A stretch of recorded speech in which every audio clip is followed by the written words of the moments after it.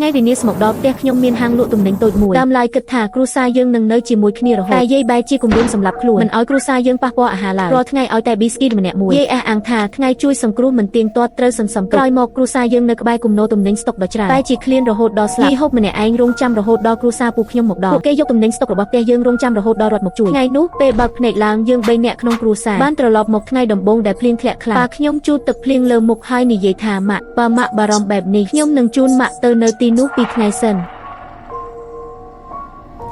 ូនខ្ជិលឲ្យគោលន់ខ្លាំងបែបនេះនៅដេកលក់ទៀតមានអ្នកណាម្នាក់កន្ត្រាក់ត្រជាខ្ញុំយ៉ាងខ្លាំងជឿរហូតខ្ញុំភ្ញាក់ពីដំណេកភ្លាមហើយឃើញភ្នែកយាយកំពុងសម្លឹងមកយ៉ាងកាចខ្ញុំភ័យស្ទើរតែស្រែកតែយាយនិយាយថាស្អីគេនឹងប៉ាឯងចិត្តត្រឡប់មកហើយមិនទាន់ក្រោកទៅជួយខ្ញុំរបស់ទៀតជើដូចម្ដាយឯងអីចឹងឬចាំឲ្យចាស់ដូចខ្ញុំទៅធ្វើការមែនទេខ្ញុំទៅតែដឹងខ្លួនឡើងវិញហើយសម្លឹងមើលជុំវិញដោយមិនជឿភ្នែកខ្លួនឯងខ្ញុំបានកើតជាថ្មីមែនទែនយាយឃើញខ្ញុំចាប់ផ្ដើមក្រោកផ្លុំច្រមុះខ្លាំងហើយថាកើតបានតែកូនស្រីគឺអត់ប្រយោជន៍យាយរួចយាយក៏ដើរទៅមាត់ទ្វារតែភ្លាមមានម្នាក់រត់ចូលមកបុកយាយឲ្យរើចេញហើយរត់មកអបខ្ញុំស្ទាបមើលខ្ញុំពីលើដល់ក្រោមភ្នែកខ្ញុំក៏ក្រហមឡើងភ្លាមទឹកភ្នែកហូរមិនឈប់ម៉ាក់កូនស្រីរបស់ម៉ាក់កូនមិនអីទេមែនទេល្អណាស់កូនមិនអីទេម៉ាក់ខ្ញុំក៏បានកើតជាថ្មីដែរពេលខ្ញុំដឹងខ្លួនខ្ញុំប្រញាប់ទប់ម៉ាក់ដែលរំភើបពេកហើយក្រឡេកទៅក្រោយនាងឃើញយាយកាន់ចង្កេះអយយាយស្រែកមិនឈប់ថាខ្ញុំចិត្តស្លាប់ហើយឯងចង់បុកសម្លាប់ចាស់ដូចខ្ញុំមែនទេអាកូនអប្រៃអត់មុនសកាខ្ញុំប្រញាប់ធ្វើសញ្ញាឲ្យម៉ាក់ហើយម៉ាក់ក៏ដឹងខ្លួននាងនិយាយស្ងាត់ថាម៉ាក់ក៏នៅទីនេះដែរខ្ញុំមិនទាន់ចាប់អារម្មណ៍ថាយាយខឹងដល់ពាក់កណ្ដាលយាយចង្អុលដៃមកម៉ាក់ដៃញ័រមិនឈប់ហើយថាល្អណាស់ចាំតាលីត្រឡប់មកវិញទៅឯងរងចាំមើលទៅពេលដងខ្ញុំនិងម៉ាក់ធ្លាក់ចុះភ្លាមព្រោះប៉ាខ្ញុំជាមនុស្សគោកម្ដាយខ្លាំងពេកតាំងពីជាតិមុនបើមិនមែនដោយសារគាត់ស្ដាប់យាយគ្រប់យ៉ាងខ្ញុំគិតថាយាយមិនអាចគំរាមសម្លាប់ខ្លួនបានទេហើយគ្រួសារយើងក៏មិនដល់ថ្នាក់នេះដែរបន្ទាប់ពីយាយចេញទៅម៉ាក់កាន់ដៃខ្ញុំជាប់ហើយប្រាប់ថាកូនស្រីកូនកុំខ្លាចលើកនេះទោះម៉ាក់ត្រូវបដូរជីវិតម៉ាក់ក៏ត្រូវបណ្ដេញប៉ានិងយាយចាស់នោះចេញឲ្យបានជាតិមុនក៏ចាប់ផ្ដើមភ្លៀងខ្លាំងនៅពេលនេះដែរដំបូងគ្រប់គ្នាគិតថាព្យុះទីហ្វុងកំពុងឆ្លងកាត់ដូច្នេះមិនអើពើទេតែភ្លៀងនេះបែរជាធ្លាក់យូរខុសពីការរំពឹងហើយកាន់តែធ្លាក់ខ្លាំងឡើងរាល់ថ្ងៃមិនយូរប៉ុន្មានតំបន់ជាច្រើនក៏កើតទឹកជំនន់យ៉ាងធំកន្លែងណាដែលទាបជាងអគារ3ជាន់ត្រូវទឹកលិចអស់មានផ្លូវចេញក្រៅទៅយកស្បៀងអ្វីទៀតទេរាល់ថ្ងៃមានមនុស្សឃ្លានស្លាប់ហើយអ្នកស្លាប់កាន់តែច្រើនសំណាងល្អផ្ទះយើងមានហាងលក់ទំនិញតូចមួយនៅមាត់ច្រកសង្កាត់ពេលភ្លៀងចាប់ផ្ដើមប៉ាខ្លាចសំណាមខ្លាំងពេករាល់ថ្ងៃក្រោយបិទហាងគាត់តែងយកទំនិញស្តុកខ្លាចមកទុកនៅផ្ទះយើងដែលនៅជាន់ដកពេលផ្លូវចាប់ផ្ដើមមានទឹកដក់ប៉ាកាន់តែខ្លាចទំនិញត្រូវទឹកលិចក៏បិទហាងតែម្ដងហើយដឹករបស់ទាំងអស់ក្នុងហាងមកផ្ទះរហូតដល់ទឹកជំនន់កើតឡើងហើយភ្លៀងនៅតែធ្លាក់មិនឈប់ផ្ទះយើងនៅតែមានទំនិញនិងទឹកគ្រប់គ្រាន់បើគ្រួសារយើង4នាក់ប្រើប្រាស់ធម្មតាព្រោះបាន2ឆ្នាំក៏មិនមែនជាបញ្ហាទេបើដល់ពេលនោះនៅតែមិនទាន់មានរត់មកជួយនោះមានន័យថាពិភពលោកនេះប្រហែលជាត្រូវវិនិច្ឆ័យតែយាយបែរជាកាន់កាំបិតចិត្តបន្លែឈររារាំងមុខបន្ទប់ទុកសម្ភារៈហើយប្រកាសថារបស់គ្រប់យ៉ាងក្នុងផ្ទះត្រូវឲ្យយាយជាអ្នកចែកដំបូងយាយនៅឲ្យម្នាក់មួយនំប៉័ងក្នុងមួយពេលបាយនិងទឹកមួយដបប៉ុន្តែក្រោយមកក៏កាន់តែតិចទៅបដូរទៅជាមួយថ្ងៃមួយនំប៉័ងមួយទឹកមួយដបបន្ទាប់មកនំប៉័ងកន្លះសម្រាប់3នាក់និងទឹកមួយដបរហូតមួយខែក្រោយយាយឲ្យម្នាក់មួយបន្ទះប៊ីស្គីតក្នុងមួយថ្ងៃនៅផ្ទះរាល់ថ្ងៃមិនធ្វើអីផងមិនចំណាយកម្លាំងក៏មិនបាច់ញ៉ាំទេនៅក្មេងសោះចេះតែហូបខ្ជះខ្ជាយអាយុចាស់ដូចខ្ញុំអំបិលដែលខ្ញុំញ៉ាំច្រើនជាងបាយដែលពួកឯងញ៉ាំទៀតស្ដាប់ខ្ញុំទៅមិនខុសទេចាំងតាលីឲ្យម៉ាក់ធ្វើបាបកូនឯងរៃគ្រោះធម្មជាតិនេះនឹងចប់ពេលណាគ្មានអ្នកណាដឹងទេបើមិនសន្សំទេតើយើងទាំងអស់គ្នារស់បានយូរដូចម្ដេចក្រោយមកខ្ញុំឃ្លានរហូតដល់ដង្ហើមស្ទើរមិនដល់រាងកាយស្គមសល់តែស្បែករំឆ្អឹងប៉ាចង់ទម្លុះចូលយកអាហារតែយាយចិត្តដាច់ខ្លាំងយាយកាត់ក៏របស់ខ្លួនមួយខ្សែឈាមហូរមិនឈប់ចាំងតាលីឯងចង់ឃើញម៉ាក់ស្លាប់នៅមុខឯងមែនទេឯងភ្លេចហើយឬថាកាលពីប៉ាឯងស្លាប់ទៅម៉ាក់សន្សំសំចៃយ៉ាងណាចិញ្ចឹមឯងនិងប្អូនឯងធំឡើងពេលនោះម៉ាក់ក៏រស់ដោយសារសន្សំដែរកាលនៅតូចឯងក៏ធ្លាប់ឆ្លងកាត់ជីវិតលំបាកសំបីសម្បុកឈើនិងឫសឈើក៏នៅតែរស់បានកូនស្រីម្នាក់នេះរាល់ថ្ងៃញ៉ាំតែបន្តិចមិនមែនអាចឃ្លានស្លាប់ទ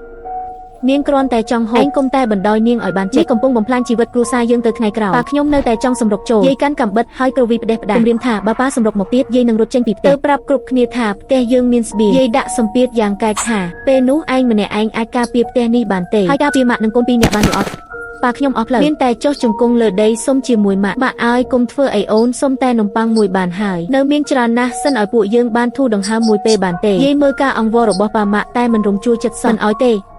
មិនមែនគ្រាន់តែកូនស្រីម្នាក់ឬអីបើស្លាប់ទៅក្រោយមកកូនបង្កើតកូនប្រុសមួយទៀតក៏បានថែមទាំងមិនបាច់មានបន្ទុកក្នុងពេលយាយនិយាយម្នាក់ឯងខ្ញុំក៏ដកដង្ហើមចុងក្រោយរលឹងខ្ញុំអណ្ដែតឡើងលើអាកាសឃើញម៉ាក់យំរហូតសន្លប់ហើយមិនយូរប៉ុន្មានក៏ស្លាប់ដែរបន្ទាប់ពីខ្ញុំនិងម៉ាក់ស្លាប់ប៉ារត់ចូលផ្ទះបាយយកកាំបិតផ្លែឈើចាក់ចូលបេះដូងខ្លួនឯងឈាមហូរពេញផ្ទះហើយក៏ឃើញគ្រួសារពុំដងពួកគេជិះទូកកៅស៊ូមដល់ក្រោមផ្ទះយើងហើយបោះសាកសពយើង3នាក់ចេញពីផ្ទះយាយអបកូនប្រុសរបស់ពូហើយនិយាយថាកូនសម្លាញ់ទីបំផុតយាយបានរងចាំឯងមកដល់ហើយមើល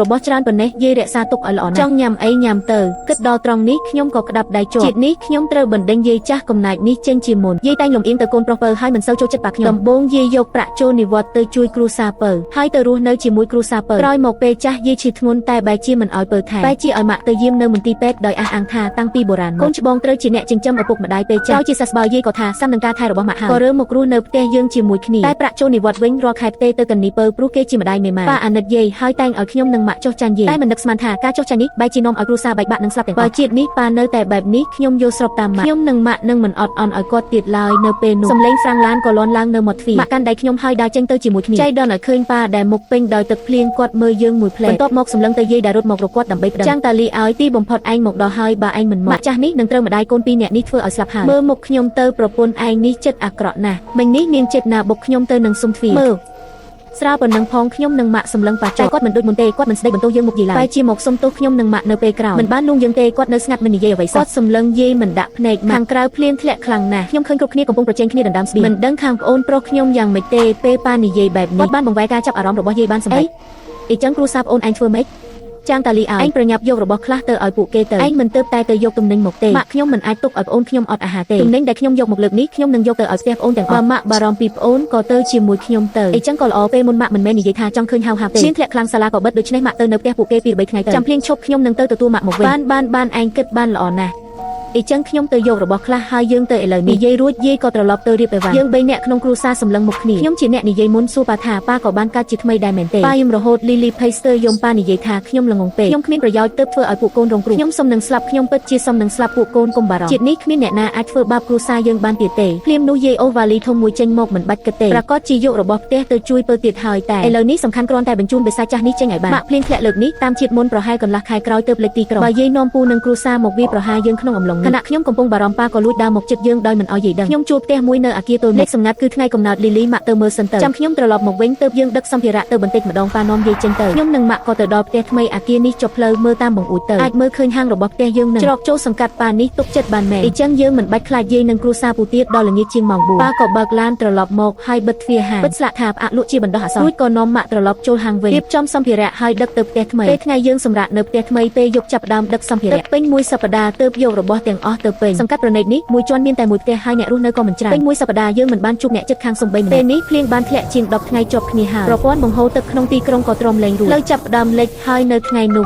ប៉ាទទួលទូរស័ព្ទពីយាយចាងតាលីឲ្យឯងប្រញាប់យករបស់ពីហាងមកថែមទៀតទៅឯងចង់ឲ្យខ្ញុំនិងប្អូនឯងឃ្លានស្លាប់មែនទេប៉ាខ្ញុំស្ងាត់យាយក៏ស្រែកថាខ្ញុំកំពុងនិយាយជាមួយឯងឬទេរបស់ដែលឯងយកមកលើកមុនមិនបានការអីសោះយកបន្លែផ្លែឈើនិងអាហារបួសមកថែមទៀតមិនទាន់និយាយចប់ផងសំឡេងស្រីពូនិយាយស្រាលពីក្បែរម៉ាក់របស់ទាំងនេះមិនគ្រប់ទេបងគេមានតែ3នាក់ញ៉ាំមិនអស់ច្រើនទេឲ្យបងយកទំនិញស្តុកភាគច្រើនក្នុងហាងមកផ្ទះយើងទៅពូនៅក្បែរក៏និយាយតាមថាកូនស្រីនិយាយត្រូវម៉ាក់យ៉ាងណាក៏ត្រូវយកមកឲ្យហើយអញ្ចឹងយកម្ដងឲ្យគ្រប់ទៅកុំឲ្យក្រោយមកផ្លូវពិបាកធ្វើដំណើរហើយបង្កការលំបាកបងរដនខ្ញុំស្អប់ដល់កម្រិតមិនអាចទ្រាំបានមនុស្សអត់ខ្មាស់មានឃើញហើយតែមិនដែលឃើញបែបនេះតែឥឡូវមិនទាន់ដល់ពេលឆ្លុះជាមួយពួកគេទេដូច្នេះខ្ញុំធ្វើសញ្ញាឲ្យគាត់ដោះស្រាយសិនប៉ាយល់ពីនៃខ្ញុំក៏និយាយក្នុងទូរស័ព្ទថាបានខ្ញុំនឹងយករបស់ទៅឲ្យភ្លាមប៉ាបិទទូរស័ព្ទរួចខ្ញុំក៏និយាយទៅគាត់ថាបើពួកគេទូរស័ព្ទមកទៀតប៉ារកហេតុផលពន្យាសិនអាចពន្យាបានប៉ុណ្ណាពន្យាឲ្យបានយូរប៉ុណ្ណោះឥឡូវក្រៅពីប្រយ័ត្នយាយនឹងពួកក៏ត្រូវប្រយ័ត្នអ្នកជន់លើជន់ក្រោមដែរនៅក្នុងថ្ងៃវិនាសមនុស្សជាអ្វីដែលគួរឲ្យខ្លាចបំផុតប៉ាយកច្រវាក់ដែលចាក់សោតទ្វារចិន្តាហើយពង្រឹងបន្ថែមដោយដៃជាច្រើនដុំពេលភ្លើងដាច់ចិន្តាយន្តក៏ប្រើលែងបានបិទផ្លូវនេះទៀតជន់យើងក៏ដូចជាផ្ដាច់ចេញពីពិភពខាងក្រៅដល់យប់យាយក៏ទូរស័ព្ទមកមិនឈប់ទៀតប៉ាចេតណាដើរទៅបង្អួចហើយបើកតែបន្តិចសំឡេងខ្យល់និងភ្លៀងខាងក្រៅក៏លាន់ចូលភ្លាមទើបគាត់លើកទូរស័ព្ទតាលីឲ្យឯងមកដល់ហើយឬនៅមិនបានជាយូរម្លេះខ្ញុំគិតថានឹងដឹករបស់ឲ្យម៉ាក់ច្រើនបន្តិចយឺតបន្តិចប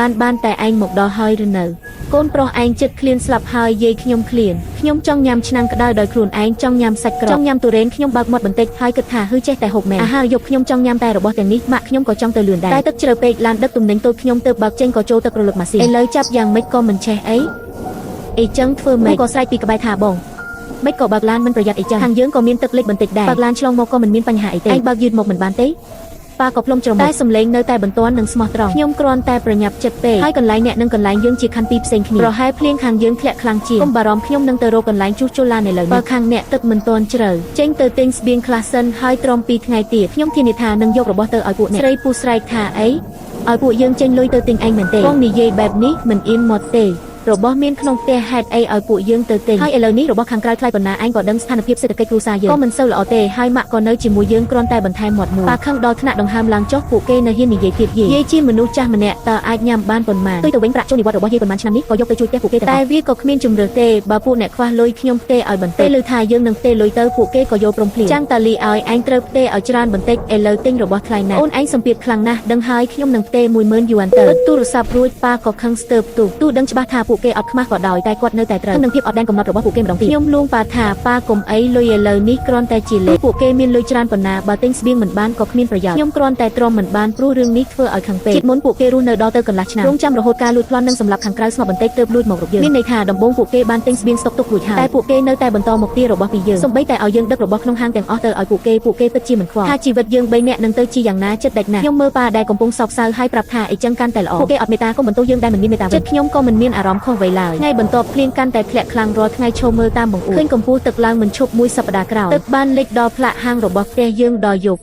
ក្រៅពីសំឡេងគោលាន់មិនឈប់ក៏ចាប់ផ្ដើមមានសំឡេងស្រែកលាន់មកម្ដងការខ្ញុំភ្ញាក់ពីដំណេកដោយសារសំឡេងហើយដើរមកបន្ទប់ទទួលភ្ញៀវឃើញប៉ានិងម៉ាក់ឈរនៅមាត់បង្អួចកាន់កែវយិតសម្លឹងទៅខាងនោះចាប់ផ្ដើមដណ្ដើមរបស់គ្នាហើយថ្ងៃវិនាសមកដល់មនុស្សពិតជាមិនអាចទ្រាំនឹងការសាកល្បងបានទេមនុស្សគ្រប់គ្នានៅសល់គោលដៅតែមួយនោះគឺរស់ឲ្យបានចាប់ពីថ្ងៃនេះពេលថ្ងៃមិនត្រូវបើកបង្អួចពេលយប់បើកតែបន្តិចដើម្បីបដូរខ្យល់ហើយកុំប្រើភ្លើងចុងប្រើចង្ក្រានអគ្គិសនីចំអិនអីបន្តិចញ៉ាំទៅបើយោងតាមពេលវេលាជាតិមុនមួយថ្ងៃទៀតនឹងដាច់ទឹកនិងភ្លើងហើយខាងក្រៅនឹងកាន់តែចលាចលយើងត្រូវប្រយ័ត្នជាងមុនហាមដាច់ខាតកុំឲ្យតាក់ទាញចំណាប់អារម្មណ៍អ្នកដទៃពេលយើងកំពុងពិភាក្សាថាត្រូវធ្វើអ្វីបន្តទូរស័ព្ទប៉ាក៏ញ័រឡើងភ្លាមជាយាយទៀតហើយប៉ាមិនលើកទេគាត់ចុចបិទភ្លាមតែយាយនៅតែទូរស័ព្ទមកទៀតហើយប៉ាក៏បិទម្ដងបែបនេះជាច្រើនដងប៉ាទៅចង់បិទទូរស័ព្ទពូក៏ទូរស័ព្ទចូលលើកនេះប៉ាលើកប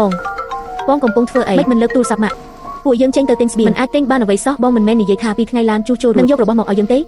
ដល់ពេលនេះហើយមិននៅមិនទាន់យកឃើញប៉ាស្ងាត់ពូក៏ទប់កំហឹងលេងបានហើយចាប់ផ្ដើមជេរអូចាំងតាលីឯងលេងល្បិចជាមួយខ្ញុំមែនទេឯងមិនដែលមានគម្រោងយករបស់មកឲ្យពួកយើងតាំងពីដើមមែនទេក៏មិនអីទេម៉ាក់ចិត្តឃ្លានស្លាប់ហើយឯងក៏មិនខ្វល់មិនសកាឯងត្រូវឆ្កែស៊ីអស់ហើយមែនទេចាំងតាលីឯងជាអីឬមួយក៏ស្រីអាក្រក់នឹងកូនស្រីអាក្រក់ម្នាក់នោះរារាំងមិនឲ្យឯងមកខ្ញុំថាហើយឯងក៏ពួកគេខ្លាំងពេកនេះជាហាងរបស់ឯងឥឡូវគ្រាលំបាកបែបនេះយករបស់ខ្លះឲ្យគ្រួសារប្អូនឯងមិនបានសំបីរបស់បន្តិចបន្តួចនេះក៏ពួកនាងទ្រាំមិនបានតាំងពីដើមខ្ញុំប្រាប់ហើយថាកុំឲ្យឯងរៀបការជាមួយនាងចិត្តនាងតូចជាងចុងចូលទៀតមើលទៅពេលមានរឿងម្ដងនាងក៏បង្ហាញមុខពិតភ្លាមខ្ញុំប្រាប់ឯងបើពួកគេនៅតែរារាំងឯងទះមាត់ពួកគេពីដៃទៅខ្ញុំខំចិញ្ចឹមឯងមកដោយលំបាករហូតឯងធំឡើងហើយនោះជាប្អូនប្រុសបង្កើតដែលធំឡើងជាមួយឯងចិត្តដាច់ដល់ថ្នាក់នេះទីបំផុតប៉ាខ្ញុំទ្រាំលែងបានហើយនិយាយថាខ្ញុំបានធ្វើគ្រប់យ៉ាងសម្រាប់ពួកអ្នកហើយខាងក្រៅទឹកលិចដល់ជាន់ទី2ហើយពួកអ្នកមុខក្រាស់មែននៅហ៊ានឲ្យខ្ញុំទៅយករបស់ឲ្យពេលនេះទៀតខ្លាចខ្ញុំស្លាប់មិនទាន់លឿនគ្រប់គ្រាន់មែនទេ